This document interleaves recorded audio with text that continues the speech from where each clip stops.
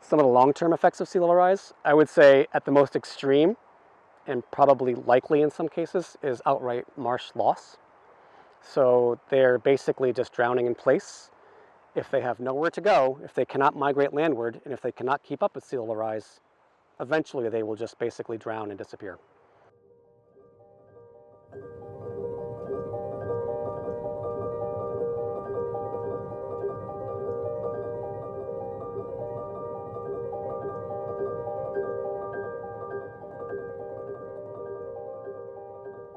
I'm the research coordinator. I've been here 23 years. My graduate degrees are in biological oceanography, specifically in coastal ecology and more specifically salt marsh ecology. So in terms of my research, again, I'm a salt marsh ecologist. I focus specifically on the effects of salt marsh restoration, how to do the restoration projects, and what are the effects. I have a keen interest in wildlife, fish and wildlife use of marshes and how they respond to restoration.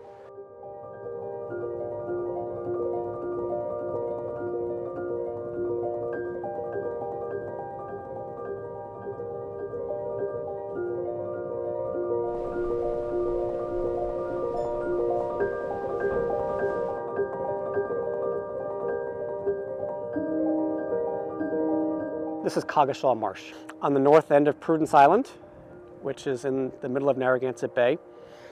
It's part of the Narragansett Bay National Estuarine Research Reserve, and this is one of our long-term ecological monitoring marshes in the reserve and in the state. So, for example, at this marsh, I've been collecting some of the data dating back to 2000, so going on 23 years of data collection.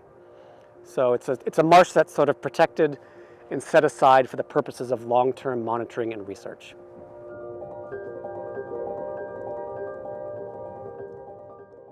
A salt marsh at the most basic level is it's a wetland that's adjacent to an estuary. So it's typically dominated by grasses that are able to tolerate some sort of tidal flooding on a regular basis. So they live in this very narrow elevation range in the intertidal zone, again, where they are able to withstand some sort of tidal flooding. Salt marshes and all coastal wetlands are important in a number of different ways. They provide all these different kinds of functions and services for both the environment and for human communities. So they do things like flood protection. They act as a nutrient filter, so nutrient runoff from the uplands will get filtered out by the marsh before it hits the estuary. They provide phenomenal habitat for a wide diversity of plants and animals. So everything from, shellfish and crabs and fish in the estuary that come up and use the marsh at high tide, all the way through like mammals and birds that might come and use the marsh as the tide goes out.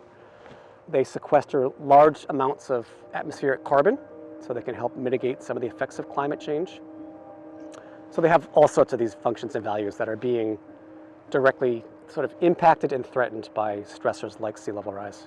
And that's what we do a lot of our research now. We're trying to focus on how sea level rise and other stressors are affecting those functions and values.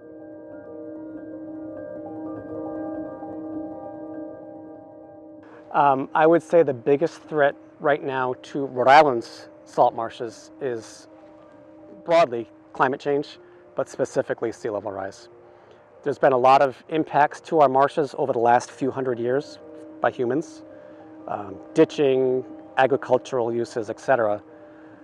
Those stressors still exist, but they're being exacerbated and augmented by pervasive, ongoing, and accelerating sea level rise, which we have evidence that is starting to happen here now.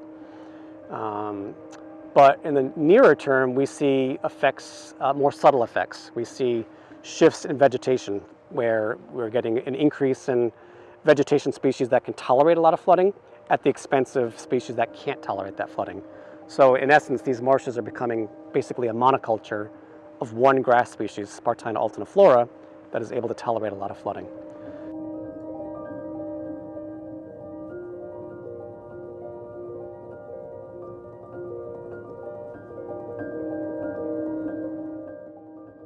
What can the public do to help marshes become more resilient?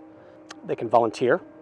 So there's a lot of projects everywhere, but including Rhode Island, that need people to come and help volunteer to move those projects forward. An example I can think of is when we do these big sediment addition projects, you often include planting of new marsh plants on top of the bare sand. And so there can be tens of thousands of plants being planted, and you need volunteers to do that. The big message I would say about salt marshes to the public is if you haven't been to one or seen one, go. They're a phenomenal place to enjoy nature, bird watch, kayak. You can do all sorts of different things in these salt marshes. They're great places to be. But in a more negative tone, I mean, just to be aware of that, they're valuable coastal habitat, but they're also in a lot of trouble. So without some of the restoration and adaptation projects that we're doing now, I do feel that we're going to eventually, within 50, 70 years, lose a lot of our marshes in the state to sea level rise and drowning.